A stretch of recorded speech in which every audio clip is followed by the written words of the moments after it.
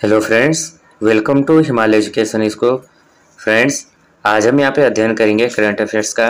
आज है 3 जून और 3 जून के यहाँ पे जो भी करंट अफेयर के क्वेश्चन हैं ये सभी क्वेश्चन मैं यहाँ पे लेके आ रखा हूँ। और फ्रेंड्स, वीडियो के अंत में जो है एक क्वेश्चन मैंने लिया है, तो इसका आंसर आपको जो है कमेंट में देना है। अगर आपने अभी तक चैनल को लाइक शेयर और सब्सक्राइब नहीं किया तो प्लीज़ चैनल को लाइक शेयर और सब्सक्राइब कर देना, बेल आइकन को प्रेस कर देना। जो भी मैं वीडियो अपलोड करूँगा उसका आपको नोटिफिकेशन मिल जाएगा।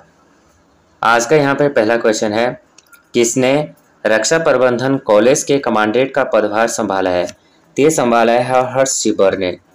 तो जनरल हर्ष छिबर ने रक्षा प्रबंधन कॉलेज के कमांडेंट का पदभार संभाला है। मेजर जनरल हर्ष छिबर ने 31 मई 2024 को जो है रियर एडमिरल संजय दत्त से सिकंदराबाद स्थित कॉलेज ऑफ डिफेंस मैनेजमेंट के कमांडेंट का पदभार संभाला। राष्ट्रीय रक्षा अकादमी के पूर्व छात्र मेजर जनरल हर्ष छिबर को दिसंबर 1988 में सेना सेवा कोर में कमीशन किया गया। ये पूर्वी क्षेत्र में ब्रिगेडियर जनरल स्टाफ सूचना और उत्तरी क्षेत्र में मेजर जनरल ऑपरेशनल रह चुके हैं। कौन सा देश नवगठित विश्व मुक्केबाजी निकाय में शामिल हुआ है? तो ये हुआ है भारत। तो बॉक्सिंग फेडरेशन ऑफ BFI ने महत्वपूर्ण कदम उठाकर विश्व बॉक्सिंग WB में शामिल होने के लिए सहमति दी है, जो एक नए गवर्निंग बॉडी है और जिसे अंतर्राष्ट्रीय ओलंपिक समिति IOC ने अंतर्राष्ट्रीय बॉक्सिंग एसोसिएशन IBA को मान्यता न देने के बाद बनाया गया है। भारत से संबंधित महत्वपूर्ण करंट अफेयर्स देख लेते हैं। तो भारत में पहली बार कोलंबो प्रोसेस का अध्यक्ष बना है। भारत की पहली महिला रोबोट व्योममित्र अंतरिक्ष में उड़ान भरेगी। हेनले पासपोर्ट इंडेक्स 2024 में भारतीय पासपोर्ट 85वें स्थान पे है। और भारत के वैज्ञानिकों ने केले के छिलके से एक वुड ड्रेसिंग बनाई है। दुनिया का दूसरा सबसे बड़ा मोबाइल फ़ोन उत्पादक भारत बना है। और भारत एशिया में सबसे अधिक विदेशी फंड यहाँ पे फंड है का आकर्षणकर्ता बना है।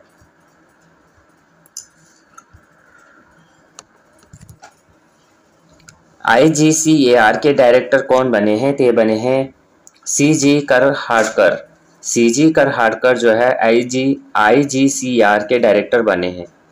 CG करहाटकर IGCAR के डायरेक्टर बने हैं। 31 मई को चंद्रशेखर गौरीनाथ करहाटकर इंदिरा गांधी परमाणु अनुसंधान केंद्र IGCAR कल्पकम के नए डायरेक्टर के रूप में पदभार संभाला। उन्हें B वेंकट रमन की जगह नियुक्त किया गया है, जो हाल ही में रिटायर्ड हुए थे। इससे पहले चंद्रशेखर भाभा परमाणु अनुसंधान केंद्र बार्क मुंबई के रिएक्टर ग्रुप के डायरेक्टर थे। 1988 में बार्क के रिएक्टर ग्रुप के रिएक्टर ऑपरेशन डिवीजन में शामिल हुए।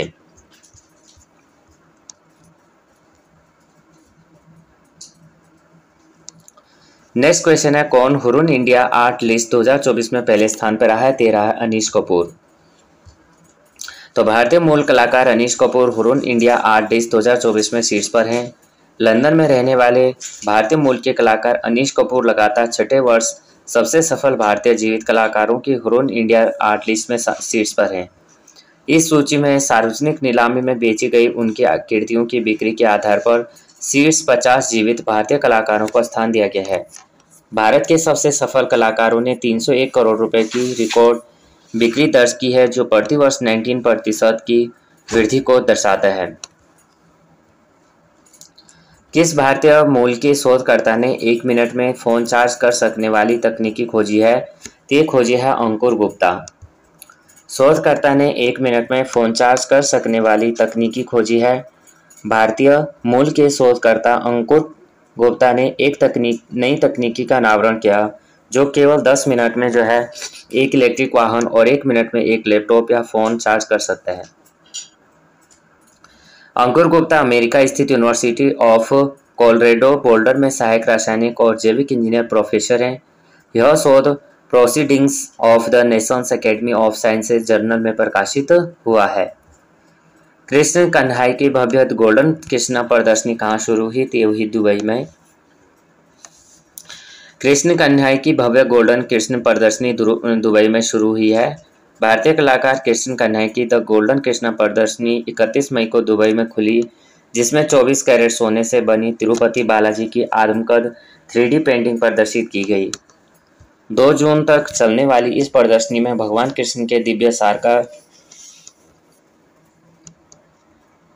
जश्न मनाते हुए सोने की पत्तियों वाली समकालीन पेंटिंग प्रदर्शित की गई है। पुरस्कार पद्म श्री, राष्ट्रीय कालिदास पुरस्कार और उत्तर प्रदेश सरकार द्वारा यश भारती।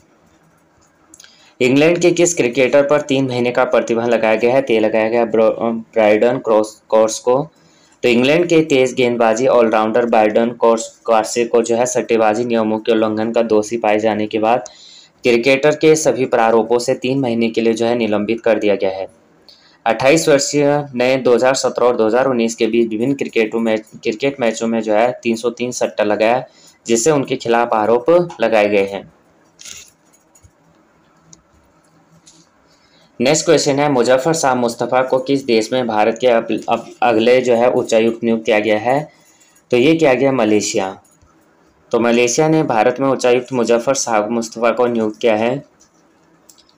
भारत और मलेशिया ने 1957 में द्विपक्षीय संबंध स्थापित किए। व्यापार और निवेश के संदर्भ में दोनों देशों ने फरवरी 2011 में मलेशिया भारत व्यापक आर्थिक सहयोग समझौते पर MICECA पर हस्ताक्षर किए। 2023 में कुल द्विपक्षीय व्यापार मात्र 16.53 बिलियन अमेरिकी डॉलर दर्ज किया गया। भारत जो है मलेशिया का 11वां सबसे बड़ा निर्यातक गंतव्य और 12वां सबसे बड़ा आयात स्रोत था। नेक्स्ट क्वेश्चन है, स्क्रिप्स नेशनल स्पेलिंग बी का खिताब किसने जीता है? तो जीता है बृहत सोमा ने। NIMHANS को किस पुरस्कार से सम्मानित किया गया? तो किया गया नेल्सन मंडेला पुरस्कार। तो भारत के प्रमुख मानसिक स्वास्थ्य संस्थान national institute of mental health and neurosciences Bengaluru को विश्व स्वास्थ्य संगठन WHO द्वारा 2024 के स्वास्थ्य संवर्धन के लिए प्रतिष्ठित नेल्सन मंडेला पुरस्कार से सम्मानित किया गया है। कौन सी भारतीय कंपनी तंजानिया के दार एस सलाम बंदरगाह पर कंटेनर 2 पोर्ट का संचालन करेगी? तो करेगी अदानी ग्रुप की Adani international ports holdings private limited. तो भारत के पश्चिमी तट पर अदानी द्वारा संचालित बंदरगाह कंपनी भारत के पश्चिमी तट पर स्थित 7 बंदरगाहों और टर्मिनलों का संचालन करती है। ये बंदरगाह हैं गुजरात में मुंद्रा, टूना, दहेज और हजीरा, गोवा में मोरमुगाओ, महाराष्ट्र में दीघी और केरल में विंझीजम। भारत के पूर्वी तट पर अडानी द्वारा संचालित बंदरगाह कंपनी भारत के पूर्वी तट पर स्थित 8 बंदरगाहों और टर्मिनल का संचालन करती है। पश्चिम बंगाल में हल्दिया है, ओडिशा में धामरो और गोपालपुर है, आंध्र प्रदेश में गंगावरम और कृष्णापट्टनम है, तमिलनाडु में कट्टुपल्ली और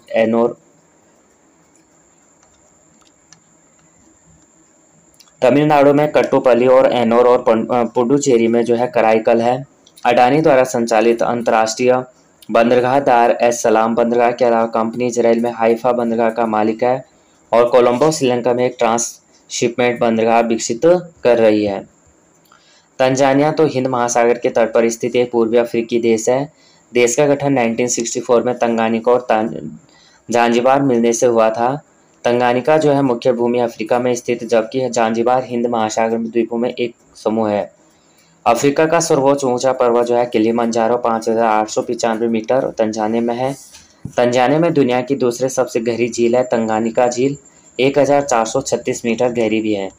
दुनिया की सबसे गहरी झील बैकाल झील रूस के साइबेरिया क्षेत्र में है और तंगानिका झील जो है दुनिया की सबसे मीठी पानी की झील भी है। राजधानी यहाँ की तंजानिया के डोडोमा है, मुद्रा तंजानिया सीलिंग है और राष्ट्रपति यहाँ पे सामिया सुलुहु हसन है। नेक्स्ट क्वेश्चन है, तंबाकू नियंत्रण के लिए ब्रांड एम्बेसडर किसे बनाया गया है? तो किया गया PV सिंधु। तो भारतीय बैडमिंटन स्टार सुश्री PV सिंधु को आज तंबाकू नियंत्रण के ब्रांड एम्बेसडर के रूप में नामित किया गया है।